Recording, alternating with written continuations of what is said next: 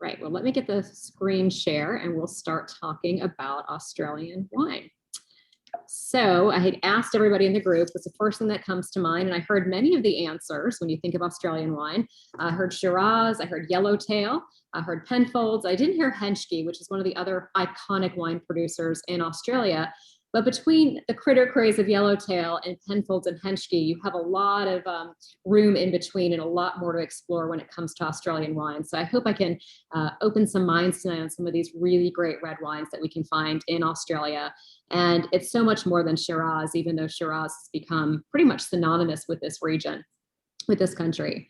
Wine regions of Australia, what's really interesting, the landmass of Australia, it's about the size of the US, but about 10% of the population. If you look at the map on your screen, most of the population as well as the wineries are going to be in the southern regions of Australia.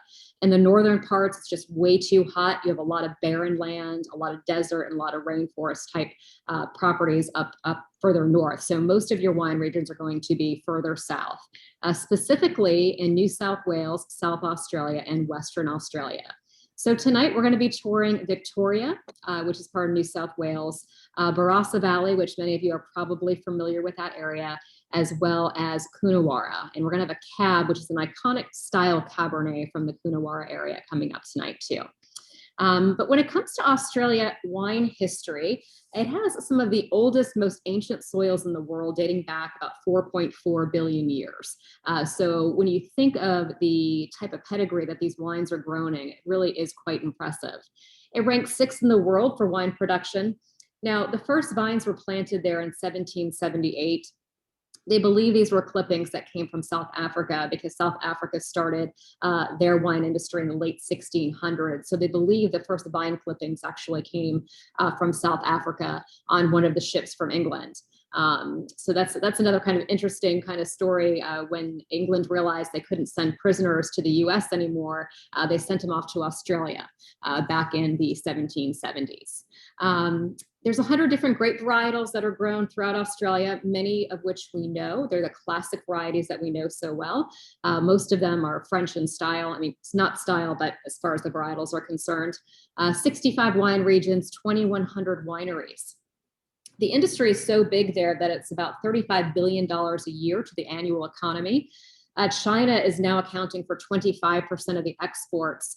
And a really interesting thing, and we're going to taste it in several of our wines tonight, is this area boasts some of the oldest grapevines in the entire world because they were not impacted by phylloxera, which if you're new to wine tasting, this is a disease that wiped out most of the world's vineyards 2 times over in the 18th and 19th century and a little bit in the 20th. So because Australia is so isolated from the rest of the wine world, this is why those vines have become phylloxera free. And they have ancestral vines, sometimes 125, 150 years old. Another interesting fact about Australia, and if you bought the bottles and not the tasting kits, did anybody notice something about the closures on these bottles? Oh, we didn't get the Screw cap, right? They're all screw cap, exactly. So it's really fascinating that 98% roughly of the wines made in Australia, even your high-end wines, are under screw cap, which is a very interesting fact when you think of the rest of the wine world that hasn't totally embraced screw cap. But the Australian wineries are now doing 98% under screw cap because they feel it's the superior choice to protect against cork taint, which I think was really interesting when I saw that fact because that's jumped quite a bit in the past decade. We talked about this right off the bat, Yellowtail. This is kind of interesting. And, you know, it did make Australia wine iconic in this country, which is good and bad, right? It brought attention to Australia wine, but this is a mass-produced wine. So when you think of these iconic producers that are making small batch wines like the ones we're going to be tasting tonight, they really had to kind of create a whole new image for themselves after the Yellowtail or critter craze, we like to call it, because Yellowtail is responsible for that whole critter craze with all of the little furry animals on so many bottles that we see today. What's interesting, when it entered the US market in 2001, they had a goal of selling 25,000 cases, but they sold about 8 times that in the first year. And then by the 5th year in the States, they were selling 8 million cases a year. And by 2012, it became the largest imported wine into the US in our entire wine industry. So it really has made a mark in the entire wine industry. So trying to come back from that as some of these smaller producers has taken a huge marketing campaign and a lot of innovation to kind of showcase those wares. And some of you mentioned Penfolds, which is obviously iconic wine. So there's quite a difference between the Critter Craze and Penfolds, and there's a lot of room in between. And we'll be tasting some of those tonight. The red wine production is roughly 60% in Australia. Syrah, Cab Sauv, and Merlot lead the way. And we're going to start off, or I should say Shiraz, since we are in Australia. Same grape, same DNA. The French call it Syrah. We find it Shiraz in Australia. Typically, Shiraz is going to be a little bit juicier, jammier, and Syrah tends to be a little bit more earthy and meatier, like those Northern Rhone styles. White wine, roughly 40% production. Chardonnay, Sauvignon Blanc, and Semillon rule the way there. And when we talk about labeling rules, if it's called a Cab or a Shiraz, it's going to have at least 85% of that if it's on the label, where US is only 75%. And it also has to be 85% from that vintage and that region. So let's dive into the first wine, unless anybody has any questions about our brief Australian wine history. You know, I like to get you a little backstory on where we're coming from. So any stories on the history before we dive into wine number one? No? Okay, perfect. You guys just want to drink. That's all good too. So we are starting off, I chose this wine tonight. We're starting off with the Best Great Western. I'm going to show you the bottle for those of you that picked up the tasting kits. So this is the Best Great Western 2018 bin number one Shiraz. This winery, the family was established in 1866. So it's been around for quite a while. And I chose this selection. First of all, I want you to nose the wine and taste this wine. And I want you to tell me if this is something that, when you think of Australian Shiraz, is this what you're thinking of? Or is this a little different perhaps?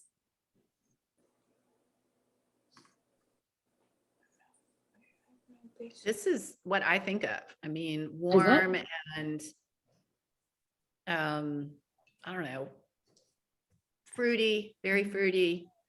It's not super heavy. It's not super heavy, but it's, you know, you're doing warm reds. This is why. Any other feedback on the Shiraz?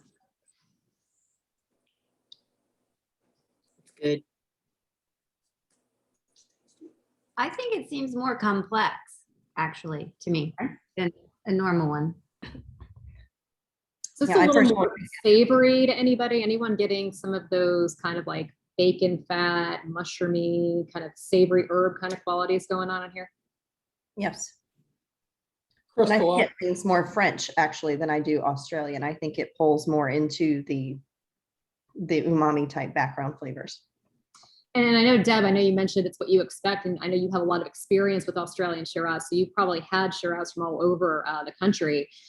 This is from the Victoria region, which is historically a cooler climate than those we find in the Barossa Valley. So this is definitely drinking more like a Northern Rhone style. You have that, with that cooler weather, you're going to bring out some more of those savory undertones in the wine, a little bit of that herbaceousness and pepper notes. This winery, real quickly, is one of the oldest family wineries in Australia and some of the oldest vines in its own roots. Some of the Shiraz that they still produce today was planted in 1867, and they're still bottling some of that today, which is pretty amazing. Here's a look. On the right-hand side of your screen is their nursery block that was planted in the 1860s. And on the left side of your screen is a look at that vine. And you can see, if you've been in a vineyard and see young vines, I mean, this is pretty impressive on how thick and gnarly they get. And as they get older, they're not producing quite as much fruit, but they are producing much more concentrated fruit. And that's where you're going to get a lot of the flavors in the wine. Here's a little picture of their cellar here down in Victoria. And this has just so much going on. This is a wine that deserves to be opened up for a while. You have a little floral top note, a lot of black fruit. So a lot of people don't realize that Syrah and Cabernet Sauvignon are very similar from a DNA structure standpoint, where they both give you a lot of black fruit, a touch of herbaceousness. They're both high acid, high tannin, and usually high alcohol wines as well. But the one thing that really struck me was, if I was doing this in a blind tasting, I would definitely lean more toward that of probably the Rhone Valley than that of Australia, because of the cooler climate here. Nice acidity, so it doesn't feel as cloying. I think some of the Barossa Valley Shiraz, some of them can be very, very jammy, where this has beautiful ripe fruit, but it's not coming across as like heavy on the palate, if that makes sense. This one is very versatile, aged cheeses, charcuterie. You can certainly do like a bacon or pancetta wrapped pork loin. Would go great with mushroom dishes, as well as like a roasted leg of lamb. 14% alcohol on this one, and this vintage did receive a 93 points from James Suckling and Wine Enthusiast on the best Great Western Shiraz. Tasty. So do we like the best? Do we like, so it's, I keep wanting to say best Western. I know that sounds terrible. It's the best Great Western. It's from the Great Western area. So it's kind of funny. Yes, we definitely like it. It's very food friendly for sure. Crystal, Yeah, I we're find actually it, having it with some salami and cheese, blue cheese and crackers, and it is working really well. Perfect. And I'd love to get Keith's thought on it too, because I know he's. Yeah, I know. Hopefully he's talking to China. Hopefully he'll be back soon. And Johnny, so Johnny, I'm going to put you on the spot, but Johnny was born in Wagga Wagga, which is a little tiny area, part of New South Wales, and you're north of Victoria, right? Yeah, correct. Yeah. Okay. So how does this measure up to what you remember from home? Yeah, it's great. So this is from Victoria. I just looked it up just then. I think it's about a 3-hour drive from Melbourne. They pronounce it Melbourne, not Melbourne. So where the Australian Open just was, yeah, that's Melbourne, Victoria. So it's west of Melbourne. So yeah, it's great. I really liked it. It was good. Yeah, I'm surprised. I feel like my misconception of Australian wine has always been that it's like big, inky, lacking acid, lacking depth. And this is so delicious. I definitely think like medium bodied, there's great acidity. There's so many layers to it. It's really, really good. It's great feedback. Thanks, Anne. I was really wanting to show something different. And for my wine geeks out there, I thought you might appreciate a Shiraz that's not what you think of Shiraz. Or, or I would say the grocery store Shiraz. It's, there's a lot of fantastic wines out there that just don't either get the shelf space, or people are just, they kind of tuned out to it because of what they're used to seeing with Australian wine. So. Yeah, I definitely feel like I'm guilty of that. Like I never would go into a shop and look for a Shiraz just because of that. And that's why we wanted to do this tasting, because I knew you would have some fun representations of Australian wine. So yeah, this is really good. Thank you. Of course. Any other questions on the Shiraz before we move on to our next selection tonight? So our next selection is a Grenache. It is an old bush vine Grenache. We have a 2016 vintage on this one from the Shield Estate. I'm going to show you the bottle in case you don't have it with you. Again, under screw top here. And this comes in at 14.5% alcohol. What was interesting, I've had all these wines before I decided to do the lineup, and I tasted them again yesterday because most people think Shiraz and you put that at the end of the lineup. So I was really kind of going back and forth and figuring out where all these fit, so they worked well with one another. And Grenache is an interesting grape. It's something we find normally in southern France. It's part of a blend that makes a lot of the southern Rhone wines. We also find Grenache in Spain. And historically, it can be treated, the hotter the climate, the inkier, the juicier it's going to be. But oftentimes, Grenache is added to Syrah to give it more, a little bit more alcohol and a little bit more spice. So that's oftentimes why Grenache is added to those blends. These vines were planted in 1916. So these are called centenarian vines. So about 106-year-old vines that we're drinking in our glass. This bottle I actually, I pre-ordered about 6 months ago from one of my vendors, and we just received it a couple of weeks ago. So I was really excited to showcase this particular bottle. Grenache can be interesting because it can if you've had the Tribute to Grace, which we have in the shop, that drinks a lot more like a Pinot Noir, where this one has the tannins on this are what really kind of struck me. When we think of Syrah and Cab, we tend to think of the black fruit components, and with Grenache, we tend to think more red fruit. So I often kind of get that like fruit roll-up kind of sensation on the nose when I smell a Grenache. So a lot of plum, a lot of like lacquered red fruit, a little bit of cinnamon on here. Really fruity, but also the tannins. This definitely needs food. So I would encourage if anyone has any little snacks like salamis or cheese, you may want to, we'll take a sip on its own first, and then we'll try it with some food. But let's go ahead and take a sip together.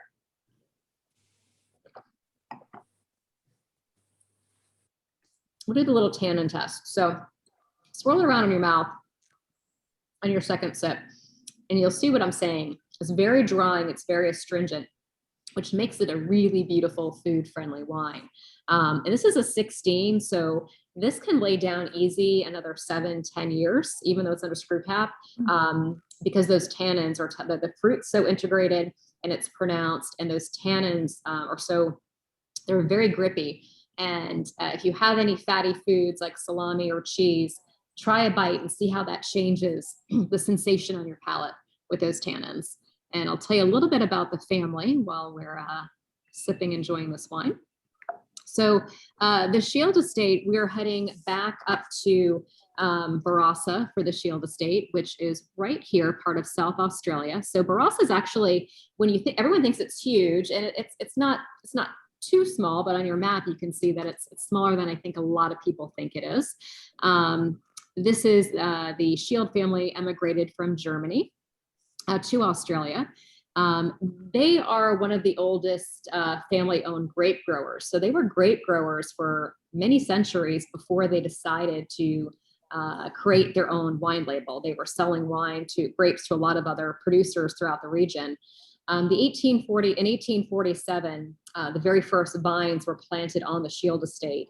And they still do a bottling today. It's called the Moo Shiraz. And we get about 30 bottles allocated in Virginia each year. And those are coming from roughly 160-year-old vines. So that's something I've not tasted yet. I was asking my distributor about that. And there's 6 bottles available. If anybody has any interest, let me know, and I'll see if I can get one for you. But the family arrived from Germany in the mid-1860s. So I'm sorry to interrupt, but Yeah. what does one of those bottles cost? $125, actually. Not too Oh, bad. that's not bad. Not bad when you think of the pedigree of that wine. Yeah. Yeah. Okay. Just Yeah. curious. Not buying one, but curious. If you want a little Valentine's gift, special. Actually, I think I might buy one for myself. I didn't even think they'd have it in the market for the heck of it. I just kind of reached out today and I said, "Do you have any of the Mooroo?" That's actually not. I do owe for his birthday. All right, we'll talk later. Okay, we'll talk. You know how to reach me. You know how to find me. And so in 1952, Ben Shield had purchased the estate after being centuries of grape growing within their families. He passed away very suddenly. So his son, Ed, who you see in this picture here, he is standing, he's standing right here and next to the guy in the red. This is Ed Shield. He took over the family business at 16 years old. He still is in charge today. And then his winemaker, Scott, is next to him, flanked by 2 of his children that help run the estate. But they were growing grapes for a long time, which we see with a lot of these families. And then in 1998, they said, well, maybe we should, this juice is pretty good. Maybe we should start bottling some of our own. And hence the Shield family estate wine was born, and they opened their winery in 2010. The 2015 Moo Shiraz that I mentioned actually is a 99 pointer. And so this winemaker has made 3 99-point wines from that 160-year-old vine planting. So it's like roughly, I want to say it's about less than 2 acres of fruit. So there's not a lot to go around on that one. So they do Shiraz, they do Grenache. And then these are really cool. So these are some of their old vine plantings. And on the right side, you will see, this is what they look like after pruning.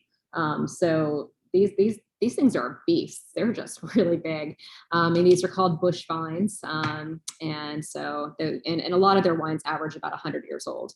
Now, one of the reasons in Australia, I mentioned it at the beginning, that we see so many of these really old vines is because these vines were never touched by phylloxera, where many of the other wine regions in the world were impacted very gravely by that particular vineyard disease.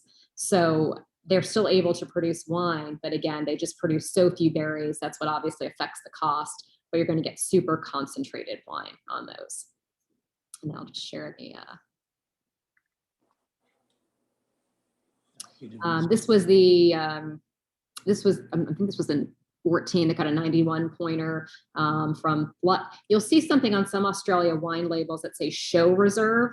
I couldn't find a bottle that had it, but show reserve just means they take their wine competitions very, very seriously in Australia. So if you ever see the term show reserve, it means that it has won one of the many acclaimed awards in Australia, and they feel like it means something important. So sometimes you will see that put on the label of Australian wines. And you'll also see a term called bin. Penfolds has a lot of bins, as does, trying to think, there's another one, the Bin 65 Chardonnay. Can't remember the producer on it. But that's one of the most famous selling Chardonnays in the world. And that came from a time when maybe a winery would produce maybe 5 or 6 Cabernets or 5 or 6 Shiraz, and they would simply name it by the bin as to how they stored it in the cellars, and it just kind of caught on. And so that's all that means. And the first wine we had tonight was bin number 1, the bin number 1 Shiraz. So this one, as I mentioned, lots of red fruit, a little pomegranate. Grenache tends to give you like a white pepper note, where Syrah will throw more of a black peppercorn kind of note. And this is an incredibly versatile wine. So in the Rhone Valley, you would serve it with a cassoulet kind of dish. Charcuterie works really well. I had it the other night with a butternut squash soup, but I put blue cheese crumbles, a little bit of craisins and candied pecans on it with some balsamic glaze. And that just played really nicely together. So it likes those fall winter flavors. And if you wanted to do fish with it, believe it or not, you could do a really fatty piece of salmon, but I would incorporate some herbs with that to kind of play off the wine. 14.5% alcohol, 12 to 14 months in oak, new and seasoned, the 600-liter casks, which are a little larger, about twice the amount of the typical casks that you see. And again, these vines were planted in 1916.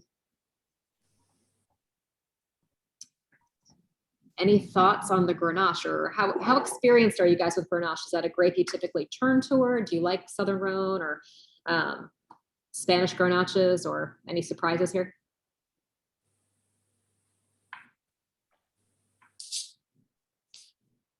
Do we like it? Yes. Yeah. Go ahead. This is so far my favorite. I love it. I love Jess. She's awesome. She's like, oh, you love everything though. So No, we're sitting here oohing and eyeing over it. We are just loving it. Like, I'm thinking of using it as my new perfume. It is a very aromatic wine. Well, just looking at the pairings, I'm like, this is the wine for me, because this is exactly the types of things I like to eat, and this is just perfect. Yeah, goes really well with lamb, and they do a lot of veal with this as well. So that's obviously another option, but very, very versatile. Definitely higher on the alcohol side. The acidity is moderate. The tannins are, they're there. They're not as, it's not as tannic as like a Cab or Shiraz, but it's this wine just has a lot of aging potential. And so those will soften over time or with food. When you make tea, for example, and I've told you this a lot, if you over steep your tea bag, you're going to get this really bitter component, or these tannins with this really aggressive drying tannic sensation on your palate. And the best way to combat that is to add some cream, so that cream softens out those tannins or that sensation. And that's why cheese and wine work so well together, because it'll soften out that tannic sensation or that astringent feeling that we get from very highly tannic wines. Crystal, I feel like it's one of the first wines I've had where it's like, what jumps out at me is how peppery it is, almost like black pepper. Is that, am I making that up, or is that just the cigar I smoked earlier? Or So do you have number 1 in your glass, and do you still have number 1, Brandon? Or did you drink it all? Yeah. Okay. I So got Lynette. So if you still have 1 and 2, go back to number 1 for a second and smell that and then taste it. And then I want you to do the same with number 2. And I want to talk about the pepper difference here.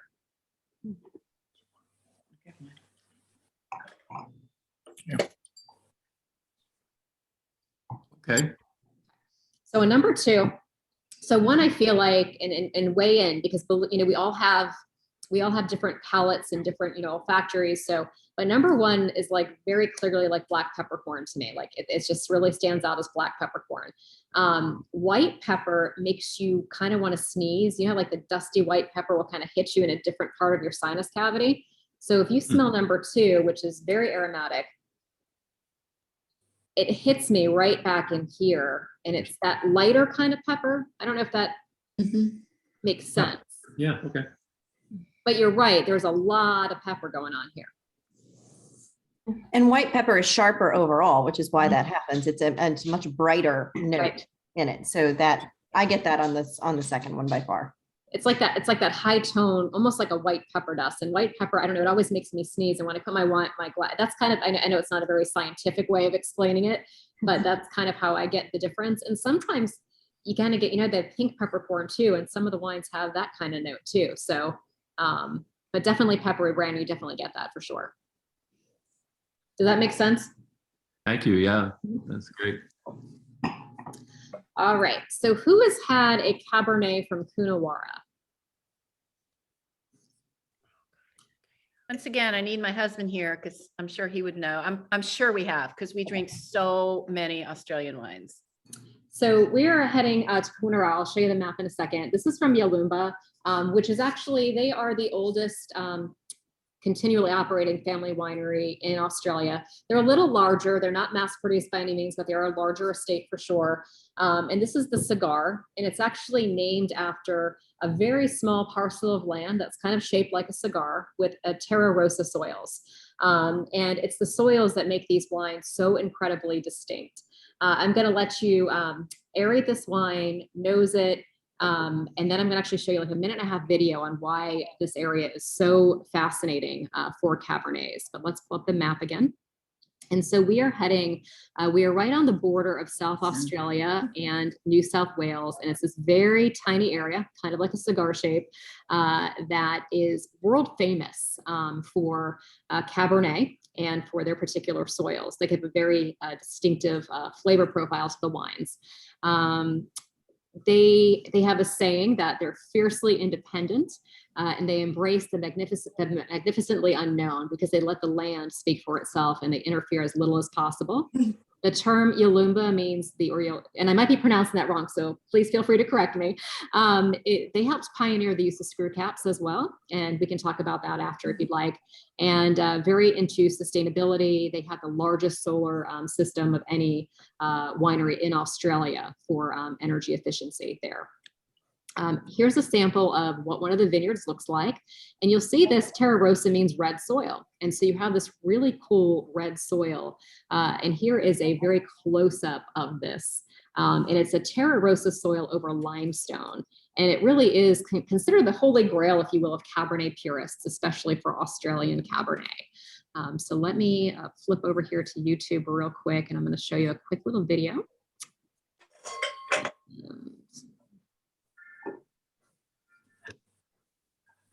Can y'all hear that? We're here in Coonawarra, sitting in a beautiful soil pit, the Terra Rossa soil pit within one of our Coonawarra vineyards. Terra Rossa means red soil, and that's what we're looking at here. The Terra Rossa is quite unique, and you can see it sort of just splints away, and this is a unique property of the soil in that it holds good moisture, but it's also very free draining. It's got great structure. It's actually 30% clay, but it doesn't behave like that. It drains almost like a sand, even though it's clay, and it helps regulate naturally the amount of water available to the vines. So the vines, when they grow and you get that initial flush, there's enough moisture, the vines are doing it well. Basically dries out and naturally slows at the right time of the year. So it's drainability. Limestone, a lot of great wine regions have limestone. The limestone is another key component of what makes Terra Rossa soil so unique. The limestone essentially restricts the root growth so that we have really even, well-balanced vine. We can really maximise our fruit composition and our quality as a result.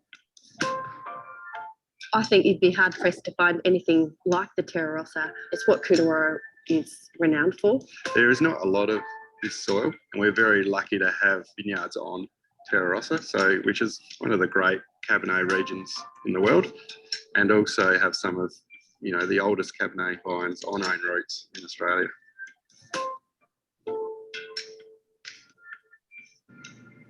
It's just a little snapshot into an area that you should know about if you are a Cabernet fan. Behind us is one of our compost piles, but today we're going to show you how to I'd build learn how to use a Zoom by now, Johnson right? Soup bioreactor, which is a great way to make fungally dominant. We don't want to watch that. All right. Okay, that was great, Crystal. Behind us is our compost pile. You would think after 2 years of doing Zoom, I would figure that out by now, but thanks. At least it wasn't anything, inappropriate. So there you go. You never know with YouTube, right? So this again is called the Cigar Cabernet Sauvignon. We're at a 2018 vintage on this one. It's very expressive in the glass. Anyone want to pull out some things? Anyone want to talk to me about what you're getting in the glass? Ton of cedar and just that smoky, cigar-y, just deliciousness. Crystal, I think the compost pile was appropriate for this particular because I'm getting a little bit of the peat off of this. There's a touch of that. There's a touch of like a little smokiness going on there. Mm-hmm. Yes. Yeah, I agree. I didn't, that was brilliant, the peatiness. That's a perfect way to describe it. Mm-hmm. And there's a salinity, and it's kind of hard to, in one of the last Zooms we did, we talked about mineral driven and salinity. And since we're not too far from the coast here too, there is a lot of a mineral kind of undertone, and partially from the location and also from the soils, from that limestone that's coming through. But there's like this nice salinity on the nose and eucalyptus. So it's not uncommon, especially with some of the red wines in Australia, a lot of Shiraz and Cabernet, to have that eucalyptus undertone, that menthol minty kind of note. And when we think about it, it's no real difference than Provence, where we'll get a lot of lavender kind of undertones, because when you think of Provence, you have these beautiful lavender fields. And grapes are porous, remember, so they're absorbing everything in their atmosphere. So if there's eucalyptus trees, which are very abundant throughout Australia, if they're near some of those vineyard sites, you're going to get the oils from the eucalyptus on the grapes. And with red wines, oftentimes they're macerated on their skins. And so you're going to get more eucalyptus undertones in a red wine than you would a white wine, because normally we press those off pretty quickly. So it's not uncommon to get that minty eucalyptus kind of note. Are you guys getting that on this bottle, on this glass? Really ripe, but not like baked charred fruit, but really ripe, pleasant fruit on this. And I just love the integration of the tannins too. It's very smooth, especially for 2018. I'm just really kind of taken aback as to how integrated this wine is. And Cab's not one of my go-to, and full disclosure, it's not one of my go-to wines, but there's a certain special place for them. And I'm just amazed at the youth of this wine and how integrated it is. Crystal, I know limestone is highly alkaline. Mm-hmm. It's what makes its proximity to trout streams so desirable. And I don't know anything about the chemistry of what happens to make a wine acidic, or what the pH is of the wine itself, but this doesn't taste very acidic to me. And I'm wondering if there's a correlation there.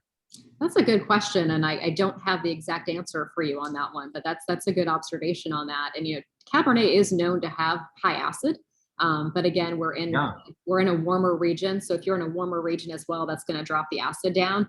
But there are some regions in the world where they do a lot of additions and into the soils to make the pH balance, to make the alkaline level where it needs to be for those particular wines. But I don't know the particular answer on this one, but I can get back to you on that.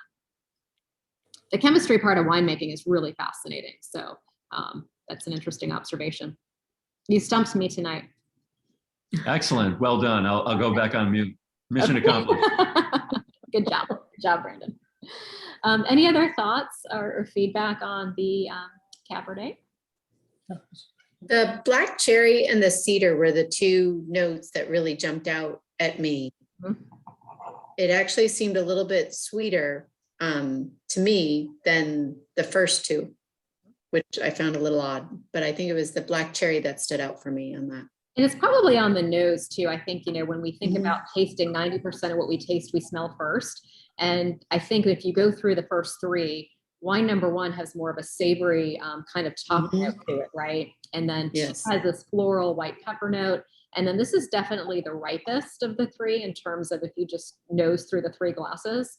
But I do want to point out, and Jen, we talked about this before, is that it's so funny how many people confuse fruit and sweet. This is actually considered a bone dry wine. There is no residual sugar in this wine, or very little. You can have up to 6 grams of residual sugar before you have to call it off dry. The average palate can't detect residual sugar less than at that 6%, that's when it starts being noticeable.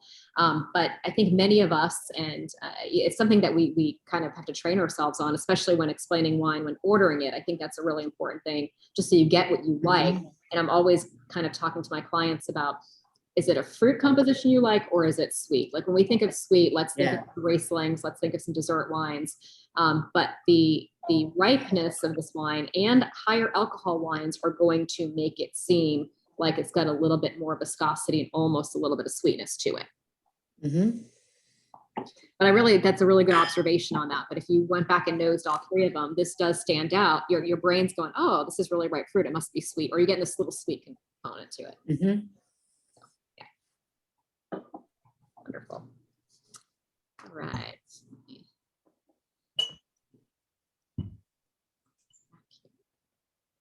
Right, talk about that. So 14% again, anything over 14% is deemed high alcohol in terms of the wine in the wine world.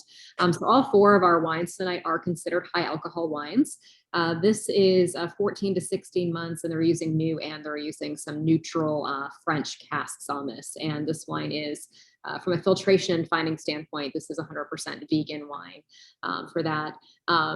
And ironically, some of the best pairings are meats with this particular wine, but beef tenderloin with a nice red wine production. You can certainly do portobello mushrooms with roasted vegetables, pork loin, very, very versatile. A lot of braised meats, especially things we'd want to do this time of year when it's nice and cold outside.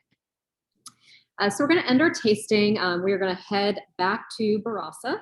And Yalumba is actually located in Barossa, but they source wines from the Coonawarra vineyard sites for their Cabernet. This is a single vineyard Mataro. It's a 6th generation grape grower as well. And much like the Shield family, they didn't start their own label until 1998. And their single vineyard selection comes from very small artisanal vineyard sites throughout there. It's one of their lines, their product lines, if you will. So really cool wine label. It actually shows the variety, the region, and it mentions the vineyard site that it comes from. So this is their single vineyard series here. This is 14.5% alcohol. It's all handcrafted, hand harvested. 18.5, I'm sorry, I was going to say 18.5% alcohol. We'd be on our backs right now. No, 14.5% on that one. And about 400 cases of this production. So fairly small batch and really good price point for when you think of the small batch of this particular producer. Does anyone know what Mataro is? Bonus. What was your question again? Sorry, we were talking. Does anyone know what Mataro is referred to in other countries? I've never heard of it. Keith said he's had this wine before. Mourvedre. Good job. Good job, Keith. So Mourvedre or Mourvedre. This is looking for a job, Crystal. Okay, well, come on. He could be our delivery guy. Come on, Keith. We need some strong muscles over here. So, so Mataro is a Spanish synonym for Mourvedre or Mourvedre, and that's what we find. It's called both in Australia, but oftentimes the old vine style is called Mataro. And so this is 100% of Mourvedre or Mataro. And this is just kind of like a cupboard full of spice on the nose. There is so much going on, so much exotic sense going on with this particular wine. And Jen, I'd like to get your, what do you think when you smell this wine? From a fruit standpoint. Now I'm scared to say. No, this is how we learn. I wasn't trying to pick on you. No, I know. I smell depth. What did you say? I smell depth. Depth? It smells. I thought you said death. I don't think that's a good thing. Mic drop. No, not death. It's taking a dark turn. It's complex. There's a lot to. There's a lot to unpack with this wine. This is a wine or come back to you 30 minutes later. It's going to give you even more than you're getting in it now. You're definitely kind of getting, it's kind of this red and black fruit profile. I'm getting you definitely a lot of cherries, but more of a kirsch, like a cherry liqueur, juicy blackberries, currants. But there's so much spice. I was kind of going toward like that Chinese. Crystal, there's a little bit of effervescence in here too, at least from the bottom. Initially, when we took our first sip, it's dissipated now. There's just a little bit of the a first kind of sip, we got a little buzziness on our tongue. And my question, I wonder with that is if it was recently bottled. If it's been bottled within a year, sometimes you'll get just a little bit of that. So I get that, but that's an interesting observation. All three of us. Yeah. Does it taste good though? There's nothing wrong with it? Oh, no, there's nothing wrong with it. And it's gone now. Oh, this is amazing. The first sip, I almost said carbonated, but it wasn't quite. Yeah, and when I opened my tasting bottle, it hissed just a little bit. So there's a little bit of, When we opened the bottle, it like popped too. And we were like, is it sparkling? Yeah, I think ours as well. I did hear a pop on one of the bottles. Yeah. That's interesting. And I wonder, and I'm not sure because I'm not a scientist. I don't even play one on TV. But under the Stevlin closure, the corkscrew, the screw cap, I gotta wonder if there's a little bit of trapped CO2. Could be. We had that happen where I was at Shiraz a couple of times. That is that's the only thing that I can think of, either if it was recently bottled, which sometimes will give you that little effervescence, or it's all under screw cap. So if there's a little CO2 captured from there. Yeah, because they pressure seal it. So with the screw caps, they're going to tighten it down and they're going to pressure seal it just to lock out all of the air. And sometimes when you open up the screw bottles, you'll have a little almost foil seal that goes between the screw cap and the bottle. And you'll get a little hiss sometimes when you pull that off. So I think that's what this is at that point. This bottle did have that, I think, little cap. Yeah, that's exactly what it is then. Yeah. Trivia question then, Crystal, maybe you know this. What % of Australian wines are nice screw caps? 98%. 98%. 98. Wow. Yeah.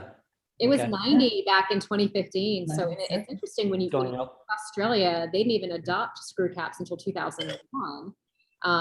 But I told you we'd get back to that, which is kind of interesting, especially when you're seeing these high-end wines under screw cap, where in Bordeaux, they look at you like you're totally crazy. But what happened with Australia, look at where they are in relevant to like Portugal, where most of the cork comes from.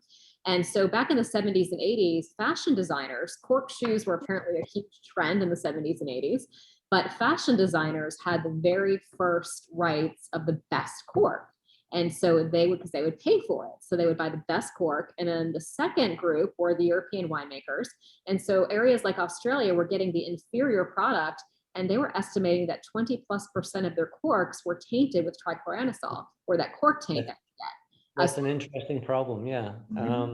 Does it impact the aging of the wine as you cellar it? It must. This is interesting. I'm actually going to let Krista weigh in a second, because she worked at a winery in California that's been doing it for a while.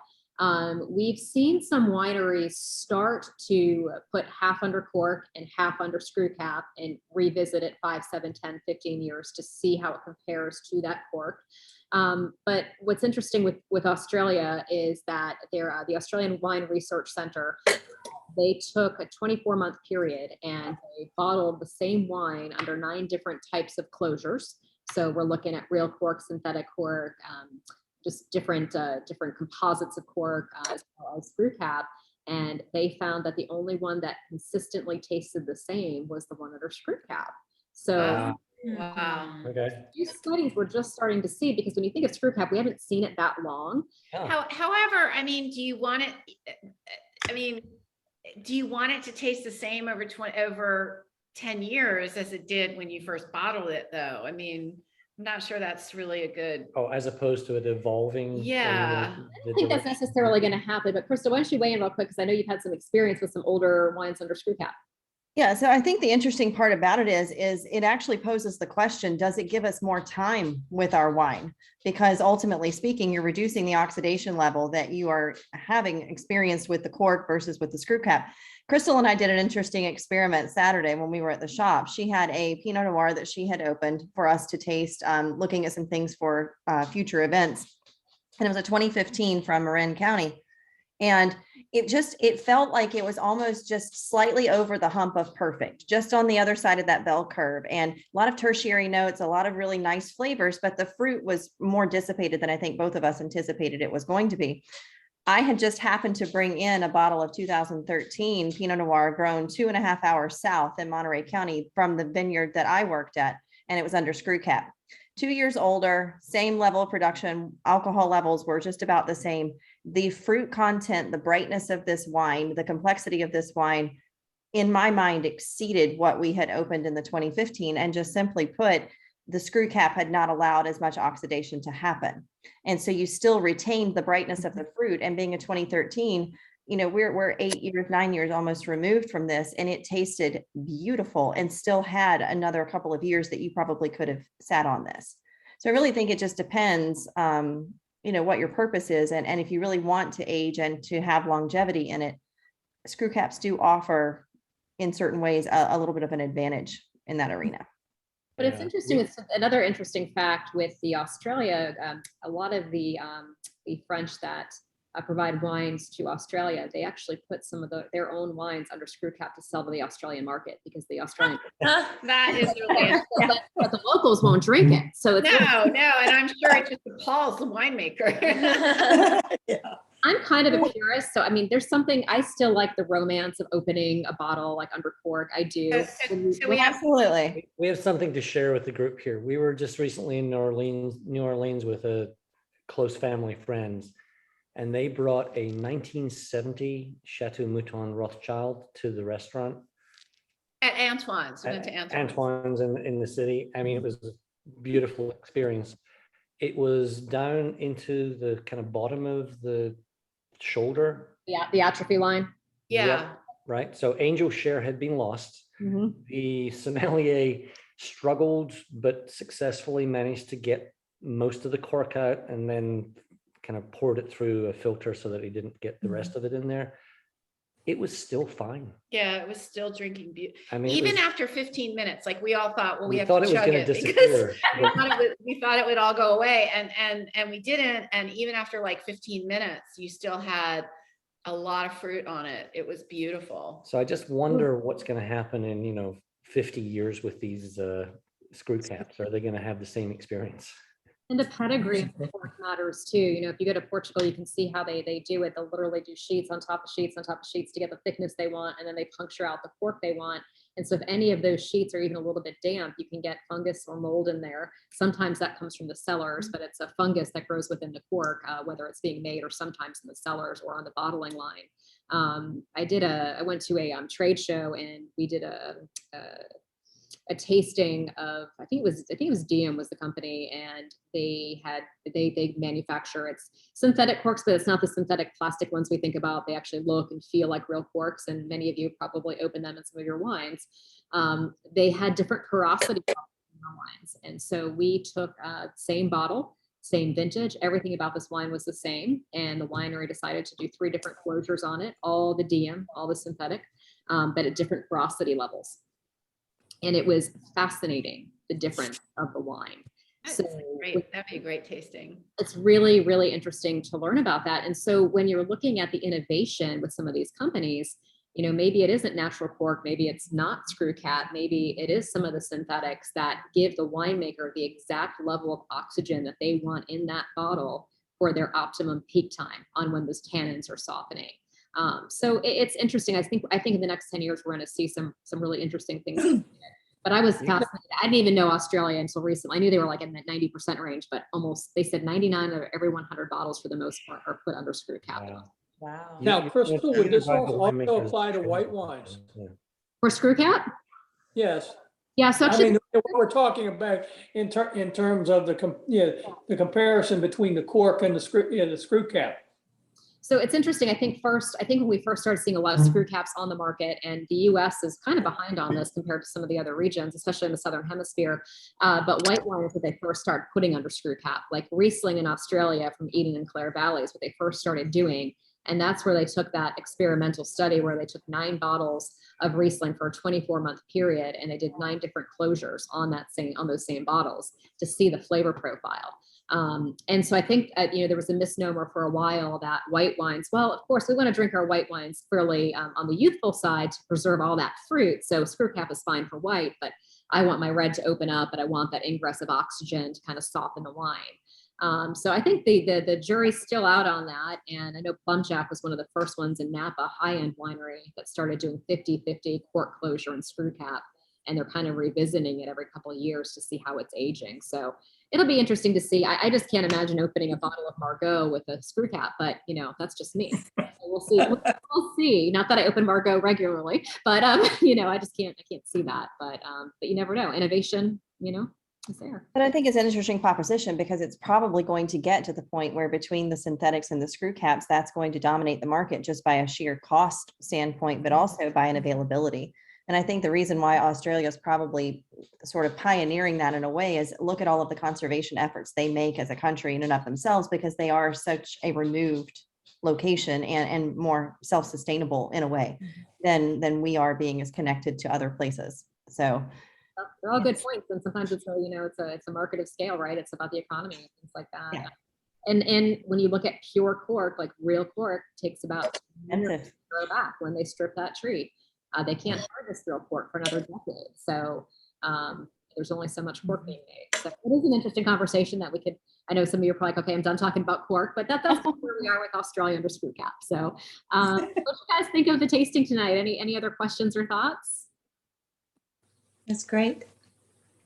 I hope you learned a little bit more about some of the different sides of Australian wine. And not familiar with Australian wine, so this was really very interesting. Yeah. That's it. Same. Great.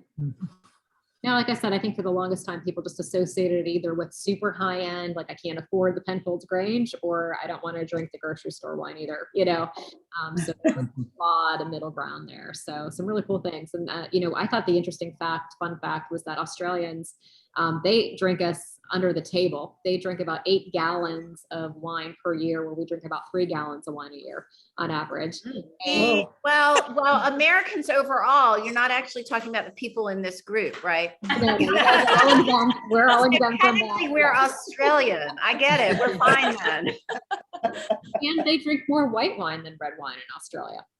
So I thought it's so hot there too, much of the year. Yes, and they make some fantastic, if you haven't had a chance to try a dry Riesling from Eden or Clare Valley, some really sensational dry Rieslings, and some aged Semillon from the Hunter Valley is really nice too. That may be a summer tasting, Crystal. Yeah. There you go. Yeah. Hot, what are we calling these? Warm Australian wines, cold Australian wines. There you go. Oh, yeah, we're in. Yeah. Well, I appreciate it. We're heading back to in-person tasting next week. We're starting out back with Pinot Noir tasting next Wednesday and Saturday. So we'll be bringing the in-person back on Wednesday and Saturdays by appointment. We're still going to be offering a few Zooms though, here and there for some special events and things like that. There's some people that have enjoyed tasting from home too. So we're kind of continue a hybrid model, but we will be bringing back weekly tastings in person next week. So, and then we've got some fun. I think you should keep both. Really, you're so good at the Zoom. It's really fun, and I think you get when you're in person, which are also really fun. But you're talking to other people and all. This is it's more focused. More focused, I guess I'd say. I think as the educator, we're all sick of Zoom. This works. I like doing these. Both. I miss people. I like seeing you all in the shop too. But we want to be in the shop too. So mix, Well, wonderful. I hope you have a great night. I'm able to get all the wines I have in pretty good stock, except for the Grenache. I had pre-ordered that, so I have limited amounts of that. So if that was something that would intrigue you, let me know. And if anybody's interested in the 160-year-old vine Shiraz, let me know, and I'll see what I can do. Thank you. Thank you. It was great. Thank As you. always. Bye. Thanks, Crystal. Thank you, Chris. Thank you. Thank you, Crystal. Thank you. Take care. We're going to talk about the cork and just say